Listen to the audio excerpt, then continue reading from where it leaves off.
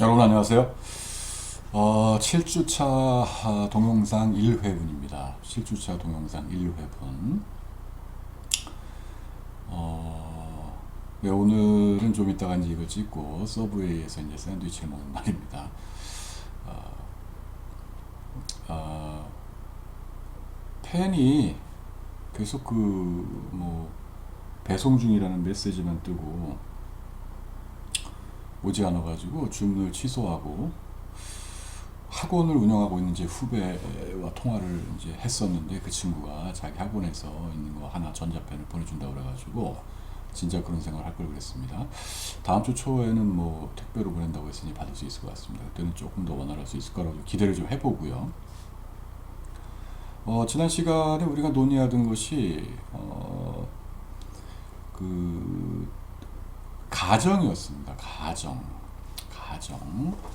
우리가 OLS 통상 최소 자승 추정법이라는 특정 모형을 이용하여 데이터를 가지고 우리가 염두에 두고 있는 어떠한 경제 이론에 대해서, 그것은 즉 그 경제 변수들 간의 관계이지요.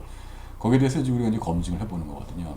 그랬을 때 통상 최소 자생 추정법이라는 것이 제대로 작동을 하려면은 우리가 가정하고 있는 것들이 준수되어야 한다고 말씀드렸고요. 그때 다시 한번 좀 반복해서 말씀드리자면 중요한 것들이 이제 뭐 모수의 선형이라든가 임의 추출이라든가 뭐 설명면서 표본 것들은 당연히 이제 베리에이션 변화들이 있어야 된다든가 하는데, 우리가 지금까지 계속했던 얘기가 뭡니까? 계속했던 얘기, 가정사가 엄청 중요합니다. 이거 가정사가 엄청 중요합니다. 조건부 평균 가정, U와 X 간의 상관관계가 없다. 여러분이 항상 이제 여러분이 이 계량경제학을 배우시면, 그래도 한 학기 정도만 배우시면 최소한 통상 최소 자승법, 통상 죄송합니다. 이게 통상 최소 자승 추정법에 대해서는 여러분이 그래도 어느 정도 공부를 한 학기 동안 하시면 제대로 이해를 하시게 된단 말입니다.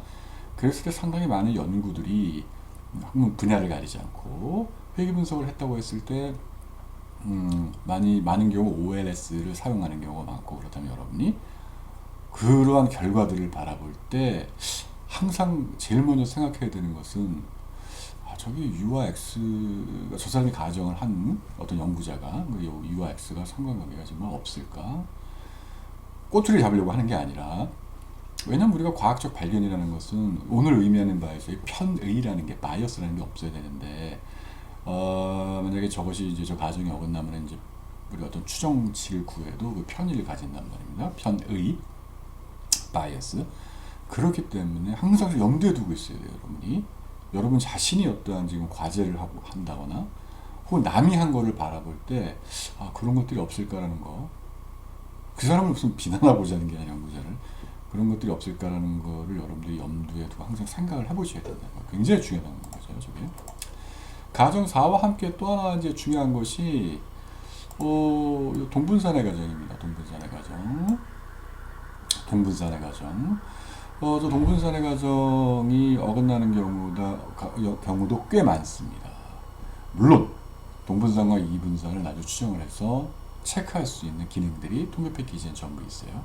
그것도 명심을 하시고요. 그리고 만약에 이분산이 있는 경우에 그 이분산을 감안을 하면서 편의가 없게끔 하는 추정 방법들이 있습니다. 리스트 스퀘어즈 중에 최소 자승 추정법 중에 하나가 그런 게 있습니다. 나중에 살펴봅니다. 우리가 후반부에. 일단 동분산을 가정을 하고 있다까지 했어요. 5가지. 그죠? 자, 그리 했을 때 우리가 이제 OLS 추정량, 여기서부터가 이제 진정한 어떤 그 계량 경제학의 이론적 논의라고 할 수가 있는데요. 왜냐? 그 데이터가 주어져 있을 때 여러분이 그 점들을 가장 잘 모든 각각의 점들을 잘 반영한다고 여겨지는 직선을 긋는 거 있지 않습니까? 실제로 직선을 긋는 것 자체는 심지어 엑셀에서도 할 수가 있습니다, 여러분. 그 경제통계 분석일을 저한테 들으신 분들은 아마 기억이 나실지 모르겠는데, 엑셀에서 그 선을 그을 수가 있고, 그 선의 방정식, 비타 0 핵과 비타 1의 핵 값들도 엑셀도 여러분께 제공을 해요. 하지만 지금부터 논의되는 것들이 그런 것들을 할 수가 있기 때문에 그러니까 이런 깊은 논의들을 안 배운 사람들도 당연히 거기에 대해서 할 수가 있는 거예요. 하지만 그 기저에 숫자를 구하는 게 중요해요. 베타 0 핵과 베타 1의 핵을 구하는 것 자체도 중요하지만 실제로 이것이 어떤 숫자를 우리에게 주는 거 아닙니까? 베타 0 핵은 뭐 52.3, 베타 1의 핵은 뭐 0.48 이렇게 숫자를 주는데 이 숫자가 진정 우리가 믿을 만한 숫자인지를 알기 위한 도구들이 있어요. 그걸 이해하는 이제 첫 번째 발걸음이 되는 겁니다. 여러분 지금 굉장히 중요하다고 할 수 있죠. 자, 우리가 중요한 건 뭐냐면은 여기 이제 써 있습니다. 일단은 정리를 3개를 배웁니다. 정리를 3개. 정리를 3개를 배우고 위에 보시면 정리 1, 정리 2, 정리 3이 있고 이 정리 1 PDF 파일에 올려드리는 것은 이 정리 1과 연결이 되어 있는 것입니다. 연결이 되어 있다는 게 무슨 의미입니까?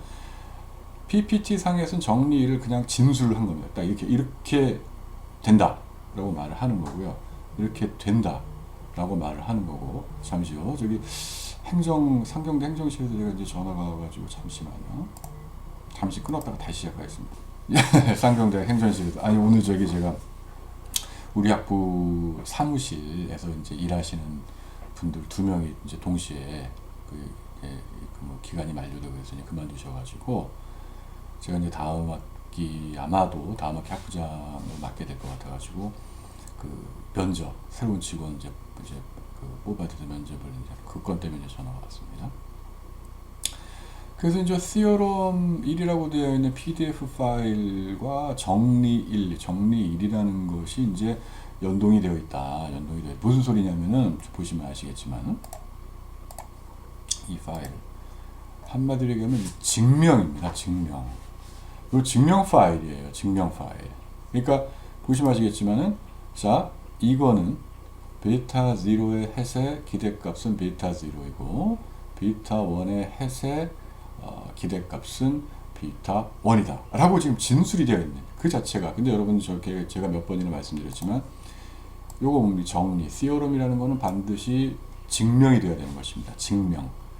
증명이 되어야지 참으로 입증이 돼서 증명이 되어야지 우리가 이제 그걸 쓸 수가 있는 거예요. 근데 이미 누군가 증명을 했지요. 그죠? 누군가 증명을 했습니다. 그리고 이제 이것이 이제 그 theorem 1.pdf에 있는 것이 증명 과정이거든요. 증명 과정. 그러니까 이 증명하는 과정이 꽤 길죠, 여러분. 그죠? 굉장히 깁니다.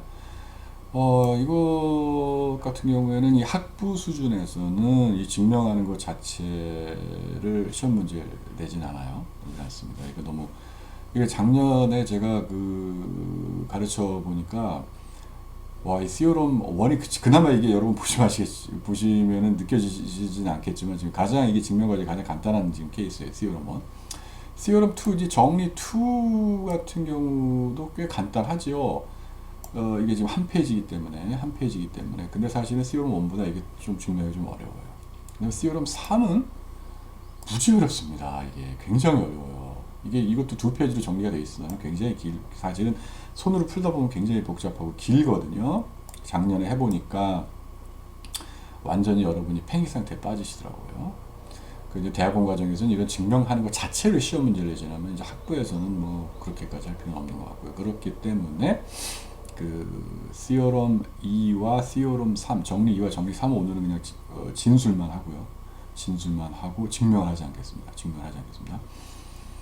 그리고 Theorem 1 같은 경우는 그래도 한번 증명을 해보고 싶은데 요거는 전자펜이 만약에 다음 주에 오게 되면 그때 증명을 하도록 하겠습니다. 아시겠죠? 그래서 우리가 지금 네 번째 PPT에 있는 OLS 추정량의 성질, 가장 중요한 성질 3개를 배우는데 그 3개는 다 정리를 통해서 증명이 되어 있는 것이고 저 하나하나의 PDF 파일이 각각을 증명한 것인데 정리 2와 정리 3은 여러분이 그 증명 과정은 괜히 너무 이렇게 신경 쓰지 마시고요. Theorem 1은 제가 한번 시험 삼아서 증명하는 과정 한번 보여드리도록 하겠습니다. 그렇지만 뭐 시험에 나온다고 하진 않습니다. 그럼에도 불구하고 그러나 최소한 그래도 경제학과 3, 4년에서 계량경제학을 배웠다 1학기라도 했으면 그래도 불편성에 대한 거는 어느 정도 좀 생각을 좀 하셔야 되기 때문에 자, 이 첫 번째 성질이에요. OLS 추정량의 성질 중에 불편성. 뭐 편하고 안 편하고 불편하고 뭐 comfortable한 그런 의미가 아니라 이게 영어로 하면 이제 이게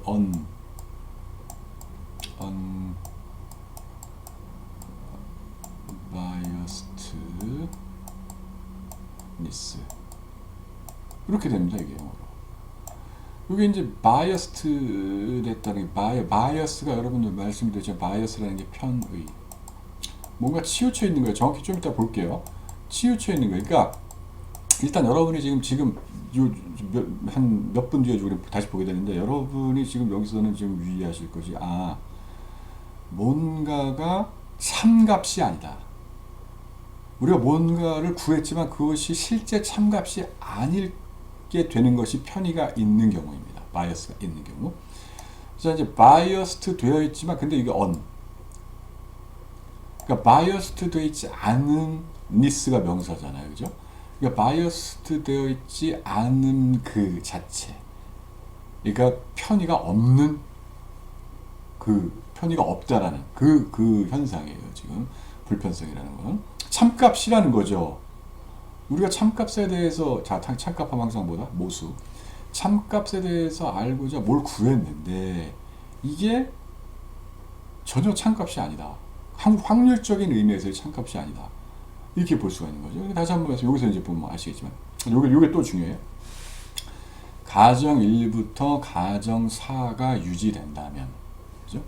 요거 그렇다면 아시겠죠?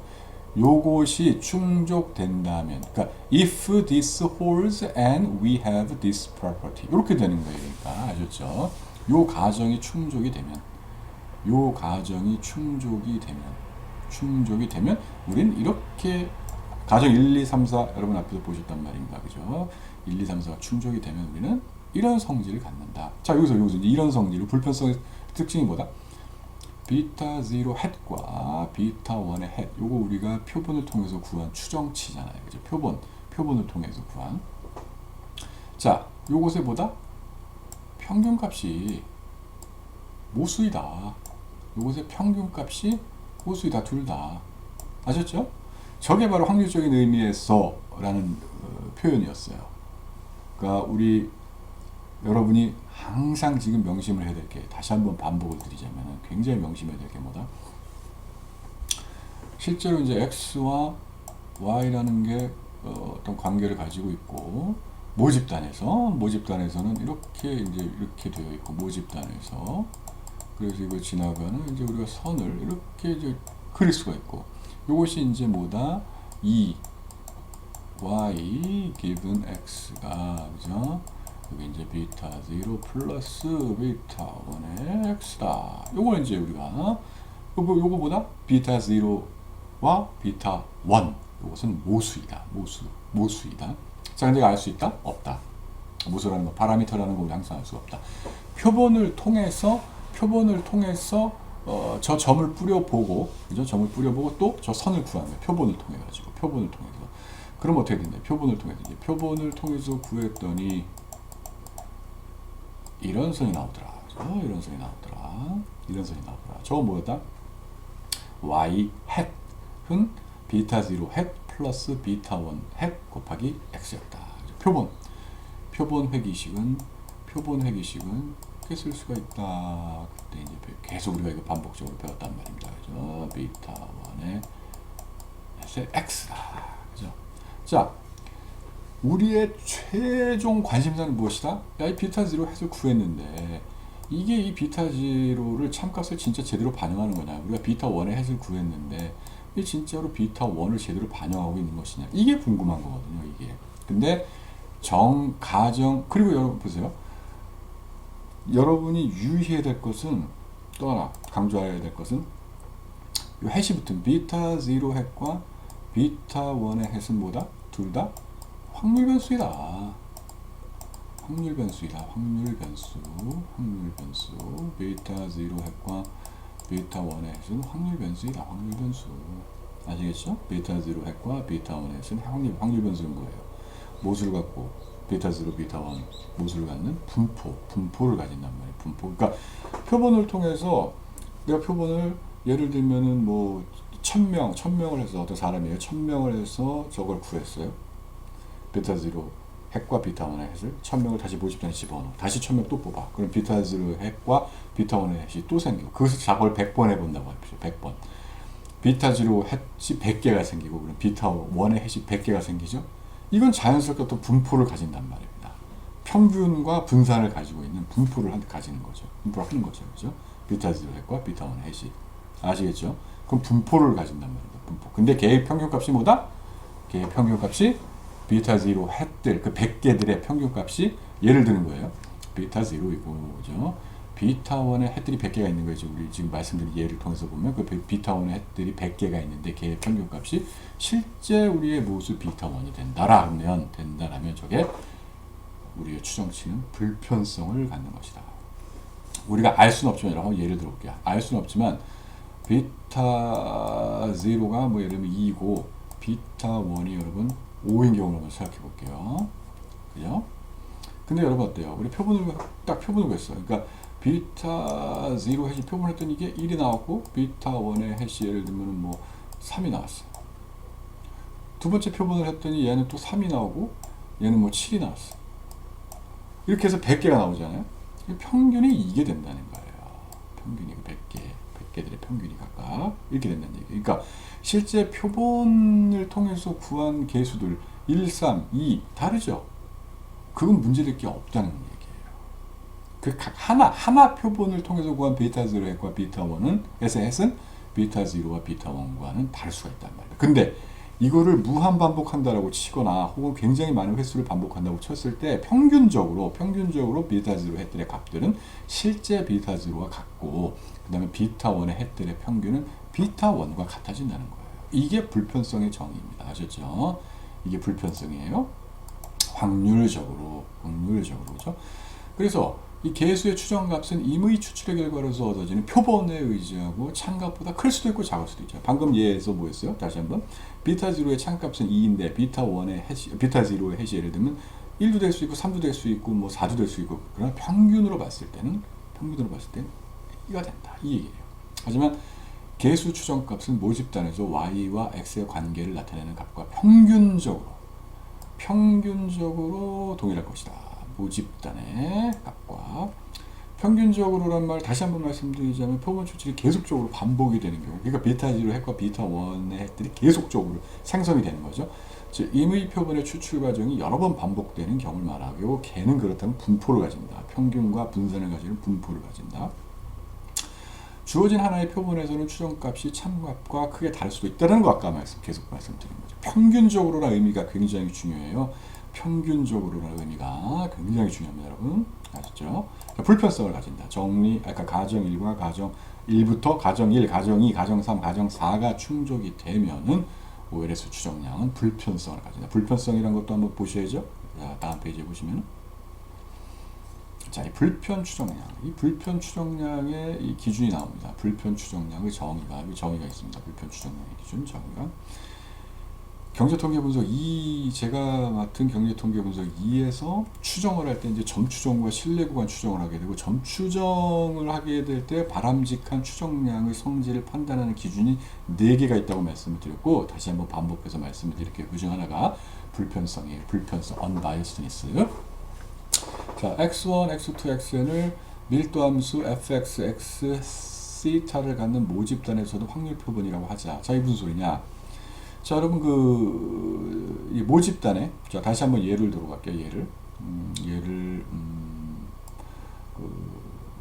교육 연수와 다시 한번 교육 연수와 사람의 교육 연수와 사람의 시간당 임금 다시 한번 볼게요. 그러니까 우리의 예에서는 교육 연수가 당연히 이제 x가 되고, 우리의 예에서는 이제 요게 x가 되고 요게 이제 y가 되는 거죠. 그죠? 시간당 임금이. 자, 모집단이 있어요. 모집단. 예를 들면 또 어떤 사람들, 예를 들면 뭐 우리가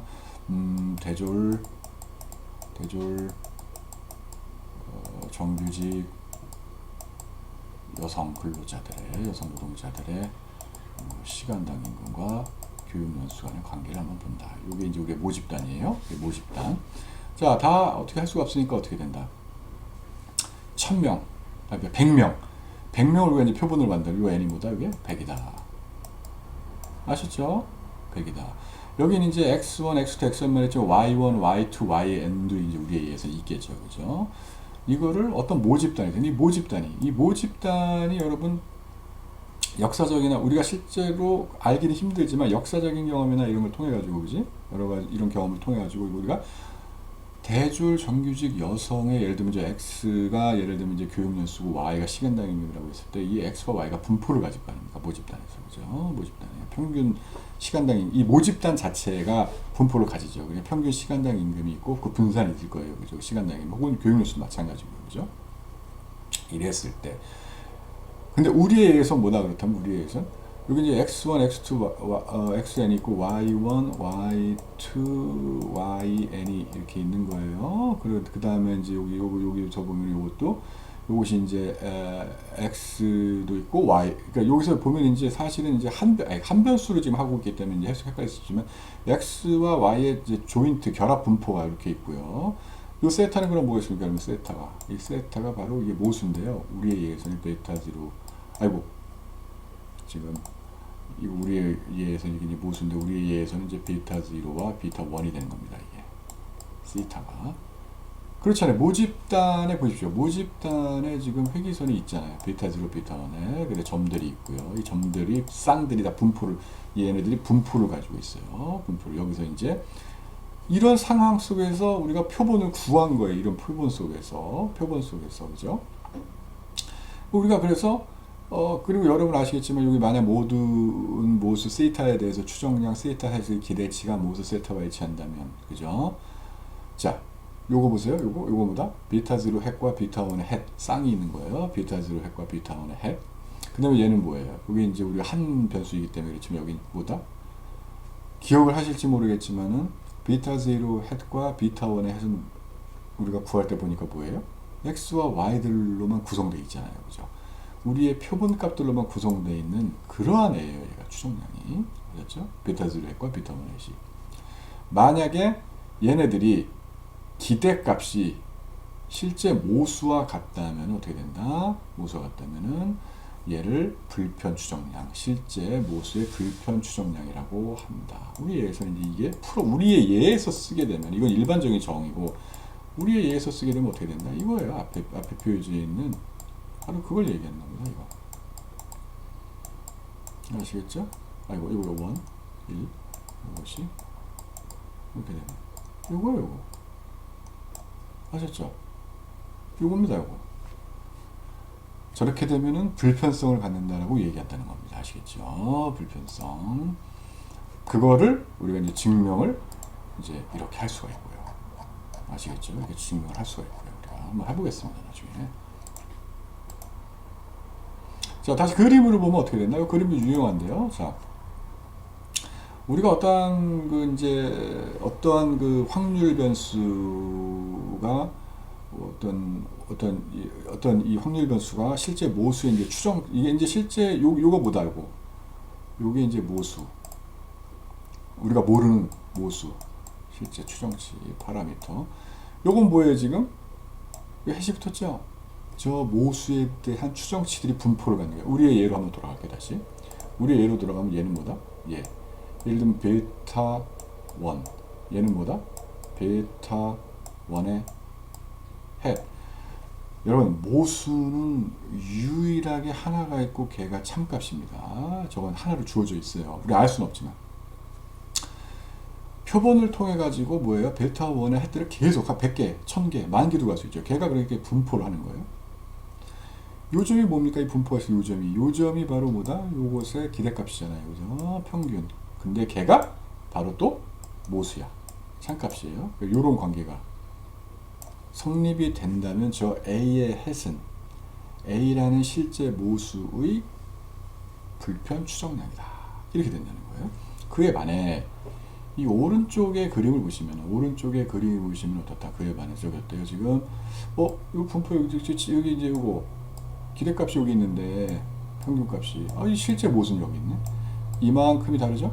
이게 차이가 있죠. 이게 뭐야? 이거 이게 이제 바이어스다. 아셨죠? 이게 바이어스다. 아셨죠? 편의. 저 차이가 바로 편입니다. 실제 참값과 그 확률 변수들, 그러니까 추정치들의 기대값, 평균값의 그 차이 있잖아요. 차이가 바이어스. 여기는 차이가 제로잖아요.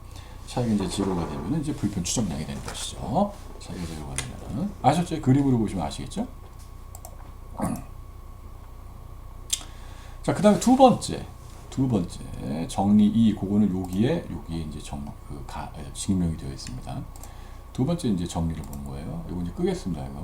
요것들은 아셨죠? 자, 여기 또 뭐다? 여기도 마찬가지로 뭐뭐 하면, 근데 여기 뭐야? 하나 또 동분산의 가정까지 더 추가를, 앞에 가정 4개에다가 동분산의 가정까지 그러니까 추가하는 겁니다. 불편성을 증명하는 데 있어서는 동분산의 가정이 필요 없어요. 아셨죠? 그러나 이 두 번째 것을 입증하기 위해서는 동분산의 가정이 필요합니다. 여러분, 제가 좀 약간 목이 약간 메여서 그러는데 커피 좀 잠깐 한 모금 마실게요.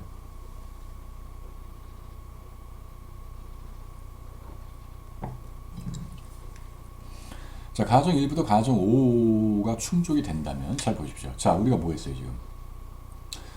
우리 뭘 지금 하는 거냐면, 베타 0 햇과 베타 1의 햇을 구했는데, 얘 성질을 알고 싶거든요. 성질을 알고 싶다는, 얘 분포를 알고 싶다는 겁니다. 자, 앞에 가정, 정리 1에서 뭘 배웠습니까? 얘 평균값, 기대값을 배웠죠? 그 다음에 뭐예요? 분산이, 얘 분산 어떻게 되느냐? 베타 0 햇과 베타 1의 햇의 분산은 어떻게 되느냐고 우리가 관심 있는 거예요. 아셨죠? 그래서 베타 1의 햇의 분산.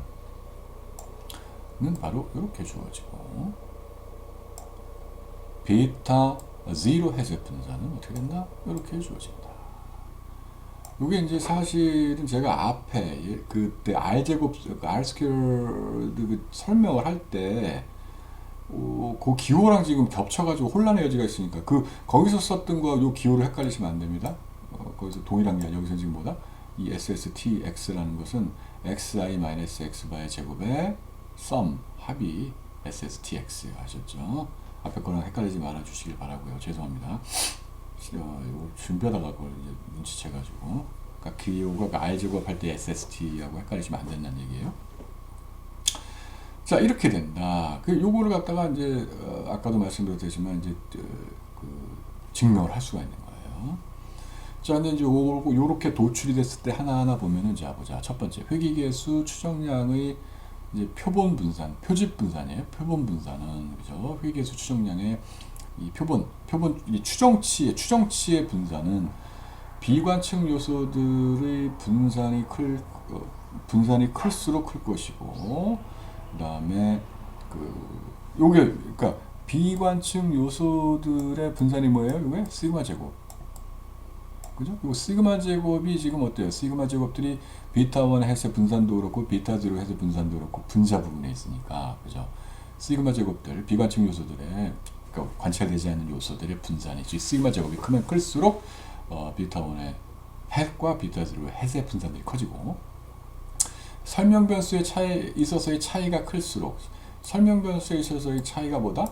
요거 xi-x바의 제곱, 그 각각의 x들의 자기 평균으로부터의 거리, 그죠? 이게 이제 그 차이를 갖다 측정하는 도구란 말이에요. 걔는 지금 어때요? 두 개 다 공이 지금 분모했죠. 걔네가 클수록 어떻게 된다? 그렇게 되면은 작아지는 거, 분산이 작아지죠. 그죠? 근데 사실 설명 변수에서의 차이가 클수록은 그러니까 이거 똑같은 표현이에요. 독립 변수의 변화가 클수록, 이 설명 변수에 있어서의 차이가 클수록과 동일한 거예요. 그러니까 독립 변수의 변화가 크다면 xi들과 x바의 차이가 커지는 거거든요. 그럴수록 당연히 똑같은 건데, 이것도 반복이 되어 있네요. 그러니까 이제 분산이 작아진다. 세 번째 거는 이제 이 베타 0 햇의 분산에만 관련되는 건데, 왜냐하면 이제 여기 지금 n이 없지만 여기 n이 있잖아요. 그죠? n이 이제 n의 마이너스 2승이니까 분모가 있거든요. 그러니까 저 표본 크기가 클수록 어떻게 된다? 분산, 베타 0 햇의 분산은 작아진다. 베타 0 햇의 분산은 작아진다. 아셨죠? 그런 특징을 갖는다. 이거 뭐야 도대체? 우리 이거 왜 구하느냐? 다 이유가 있습니다, 여러분. 이유가 있습니다. 그다음 여러분 보세요. 자, 베타 0 햇과 베타 1의 햇의 분산을 이렇게 표현하는 걸 알겠는데, 여러분 이거 아십니까? 이거 우리가 아는 겁니까? 시그마 제곱. 이거 모수예요. 그죠? 그러니까 일단 이 상태로 놔두면 베타 0 핵과 베타 1의 분산을 알 수가 없습니다. 시그마 제곱을 알 수가 없기 때문에. 그죠? 그러니까 뭔가 시그마 제곱에 대한 가장 좋은 추정치를 구해가지고 저것도 집어넣어야 돼요. 저기다가 집어넣어줘야 됩니다. 아셨죠? 그 작업이 정리 3입니다. 정리 3. 5차 분산의 추정. 5차 분산이 뭐예요? 5차 분산? 5차 분산. 5차 분산이 바로 시그마 제곱. 5차 분산의 추정. 자, U와 X가 독립이라고 가정하면은 우리가 계속적으로 가정하죠. U의 분산은 X에 의존하지 않는다. 그러니까 우리가 계속적으로 본 건 E의 대문자 E의 U의 given X 자체가 그죠? E의 그냥 U와 같다라고 가정을 했는데 분산에도 동일하게 적용된다는 얘기예요. 분산에도 우리가 얼핏 생각할 때 이 표본 내 이제 잔차 5차에 대한 추정치가 잔차죠. UI의 head 아셨죠? 표본 내 잔차들의 분산을 계산하면 5차의 분산을 추정할 수 있지 않겠느냐 라고 하는데 이거는 편향, biased 데이터. 그러니까 시그마 이걸 알 수가 없는 모수지요. 여기에 대한 하나의 추정치의 하나의 가능성으로서 여기 지금 여기 시그마 제곱에 물결이 있죠. 물결이 지금 물결이 붙였어요. 이거 틸다. 시그마 제곱에 틸다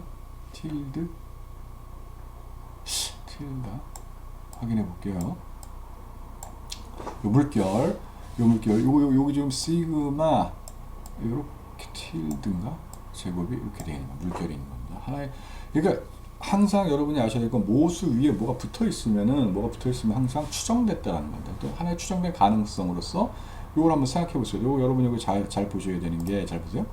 자, UI 그러니까 이런 방법 우리가 알고 있는 방법으로 이제 분산을 구해 보면은 요거가 잔차죠. UI head 우리 잔차에서 잔차들의 평균이 있을 거 아니에요. 그죠? UI head들의 요 많은 평균이야. 그 평균들 그러니까 자기 평균을 빼서 제곱해서 더해서 n으로 나눈다. 분산의 개념으로. 이렇게 생각할 수 있을 거 아니에요? 근데 요거 보십시오. 요거는 어떤 상수예요. 그러니까 어떤 여기 평균값이잖아요. 평균값은 이미 하나의 숫자로 떨어지거든요. 그래서 이거를 전개하면 보세요.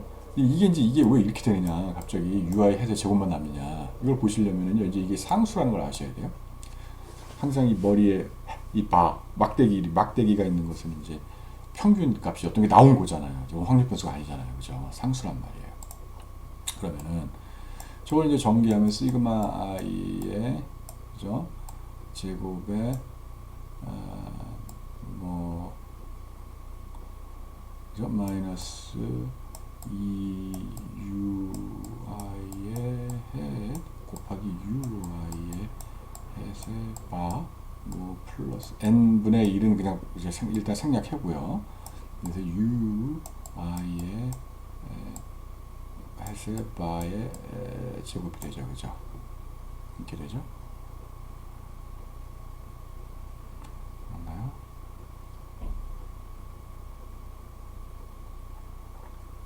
잠시만요. 이걸 제가 생각을 안 해봤네. 잠시 끄고 한번 생각을 해볼게요.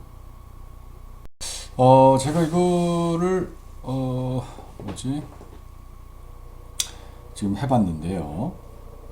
이거 펜 오면 입증을 해드릴게요. 왜냐하면은 아까 말씀드렸다시피 UI의 해세 바가 상수라는 걸 인식하면은요, 요거 이제 전개를 해서 요 부분이 이제 제로가 됩니다.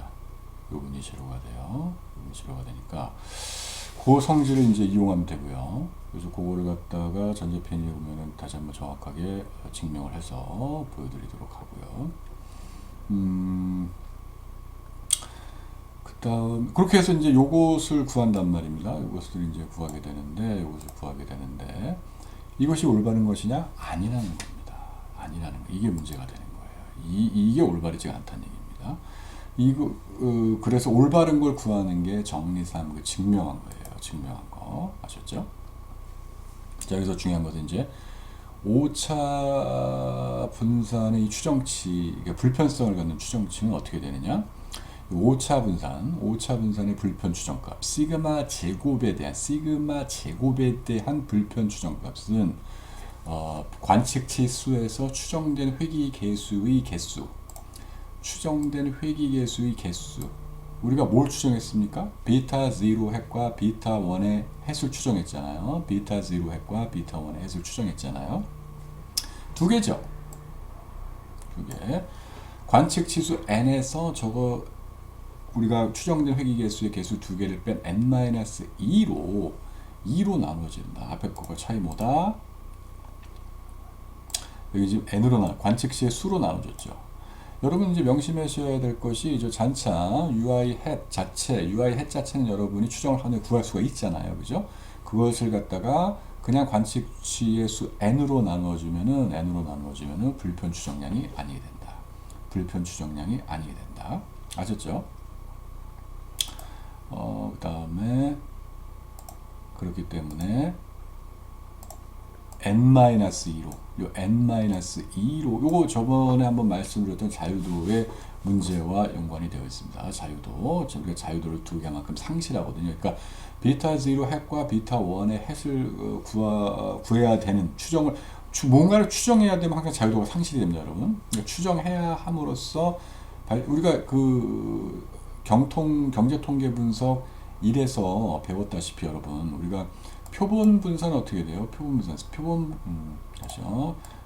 분산은 우리가 시그마 어떤 x라는 이제 변수가 있을 때 이거 어떻게 됐어요, 여러분? 이걸 어떻게 됐어요? n-1로 나누어야 된다라고 그때 분명히 그래야지. 불편 추정량을 구하려면 이제 n-1로 나눠야 된다. 표본 분산에서 왜? 모분산과 달리 모분산에서는 참값 평균과 평균 주어져 있잖아요. 참값이. 근데 표본 분산으로 오면은 요 표본 평균을 구해야 되거든요. 표본 평균을. 그러니까 표본 평균을 그러니까 뭔가 추정해야 되면 하나가 자유가 상실이 되니까 이걸 지금 추정함으로써 이걸 이제 구할 수가 있는 거기 때문에 자유도가 하나가 상실이 되는 거거든요. 마찬가지로 여기서 뭐냐면 우리가 비타 0 핵과 비타 1의 햇이라는 걸 추정을 해야 되기 때문에 그만큼 두 개의 자유도가 상실이 되거든요. 그래서 n-2로 나눠준다. 아셨죠? n-2 자유도의 문제와 연관이 되어 있다. 아셨죠? 그래서 이제 본격적으로 정리 3으로 넘어간다. 5차 분산 시그마 제곱의 불편 추정량은 어떻게 주어진다? 바로 앞 페이지에서 보여줬던 요거 UI의 햇의 제곱들 더한 걸 n-2로 나누어 준 것이 바로 시그마 제곱에 대한 불편 추정량이 된다. 마찬가지로 보다 가정 1부터 가정 5까지 유지가 된다면 시그마 햇의 제곱의 기대값은 시그마 제곱이 된다. 그래서 이 기대값적인 의미에서의 불편 추정량이 된다. 아셨죠? 이 시그마 햇의 제곱도 표본을 바꿔가면서 계속 회귀식을 구하면 시그마 햇의 제곱들이 구해지잖아요. 그죠? 그것이 분포를 가진단 말입니다. 그러니까 그것의 평균이 항적으로 시그마 제곱이 된다. 자, 그래서 어떻게 된다, 여러분? 다시 한번 볼게요. 여러분이 요거를 구해서 요걸 왜 구했어요 도대체?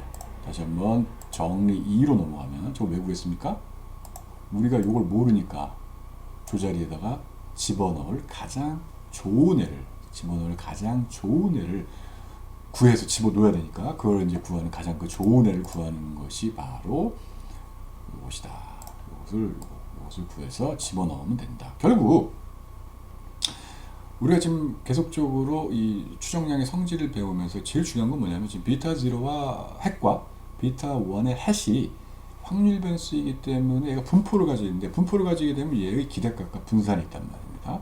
그래서 기대값 구하는 것까지 상관없었는데 분산을 구하다 보니까 또 하나 우리가 모르는 시그마 제곱이 필요하거든요. 여기 시그마 제곱의 가장 좋은 추정치는 무엇이냐라고 했을 때 바로 이 식으로 주어진다는 거죠. 그래서 저걸 구해서 정리 2에다 집어넣는 겁니다. 아셨죠? 정리 2에다 집어넣는 겁니다. 그래서 정리 2의 식들의 시그마 제곱의 햇을 대입하면은 바로 비타 1의 햇과 비타 0 햇의 분산의 불편 추정량을 얻게 된다.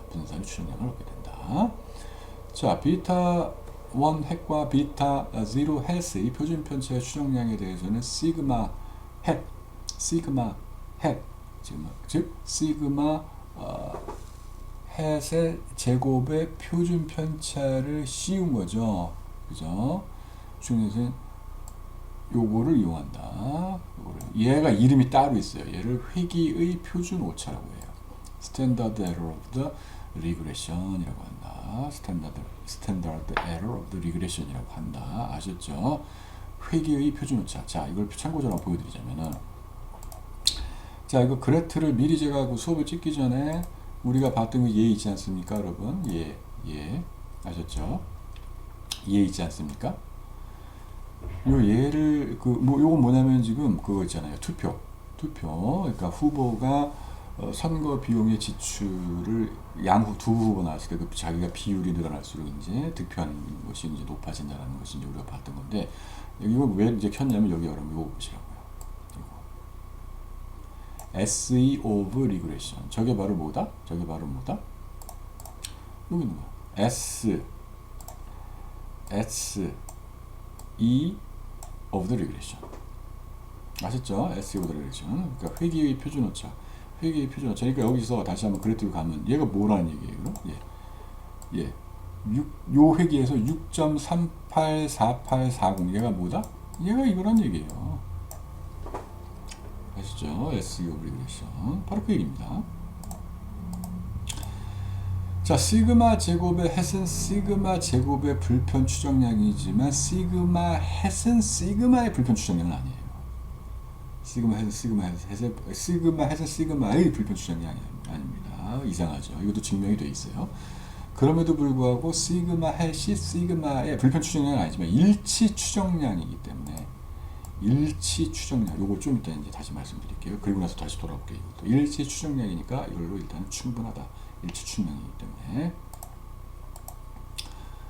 자, 그 다음에가 중요해요. 요것이 중요합니다, 여러분.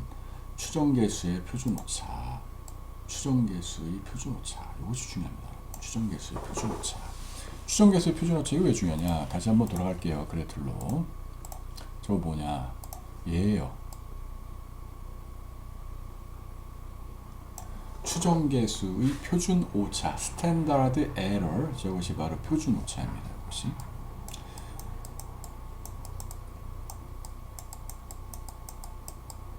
아이고, 표준 오차. 이거 뭐다? 여기서 보시면 아시겠지만 다시 돌아올게요. 여기서 공교롭게 표준 오차 뜨네. 자, 이거 뭐예요, 결국 표준 오차라는 거 보니까.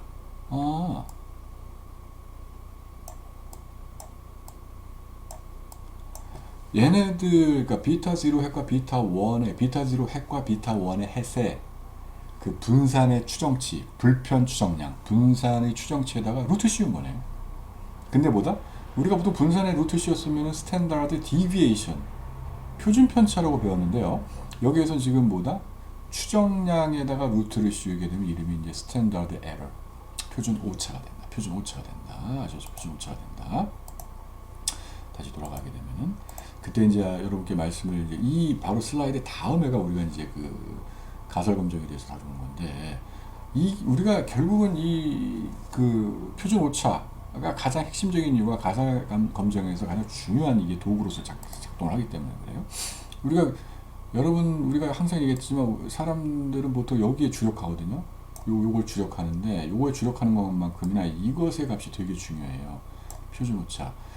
여기서 간단히 얘기하면은요, T 값이라는 것은요, 각각의 요 코이피션트 추정계수에서 스탠다드 에러 표준 오차를 나누면은 T 레이쇼가 됩니다. 그리고 저 바로 T 레이쇼, 저 T 값이라는 게 우리가 가설 검정을 위해서 필요한 검정 통계량이 되죠. 다음 시간에 배울 텐데, 검정 통계량이 되는 것이죠, 여러분. 아시죠? 자, 그래서, 일단은 오늘은 여기까지 할 텐데요. 중요한 거는 지금 다시 한번 오늘 배운 거를 여러분께 말씀드리자면은, 자, 우리가 이제 가정들을 설명을 했고, 그 다음에 OLS 추정량의 중요한 성질들을 정리 1, 2, 3을 통해서 봤거든요. 굉장히 중요한 건 뭐냐면은 정리 1과 다 중요하죠. 근데 뭐가 지금 우리에게 필요한 거냐면요. 우리에게 진짜 필요한 건 뭐냐면요. 정리 2를 통해서 비타 0 핵과 비타 1의 해세 분산을 구해서 우리는 루트를 씌운 이 표준 오차라는 게 결정적으로 굉장히 중요합니다. 결정적으로. 뭘 위해서? 우리가 바로 이제 그 다음 슬라이드에서 PPT에서 다루게 될 가설 검정을 위해서 다시 한번 돌아가서 반복적으로 말씀드리자면, 자, 우리에게는 추정 계수 비타 0 핵과 비타 1의 해를 구하는 게 되게 중요한데, 더 중요한 건 무엇이다? 어떻게 보면 그 비타 0 핵과 비타 1의 해를 구한 게 실제 모수 비타 0와 비타 1의 그 참값을 실제로 반영하고 있느냐 아니냐를 판단하는 게 굉장히 중요하단 말입니다. 아시겠죠? 그 판단을 위해서 이 추정 계수의 표준 오차가 결정적이라는 것이에요. 결정적이라는 거. 네, 그거를 갖다 강조하고, 하여튼 이번 동영상은 여기서 마치도록 하겠습니다. 네, 감사합니다.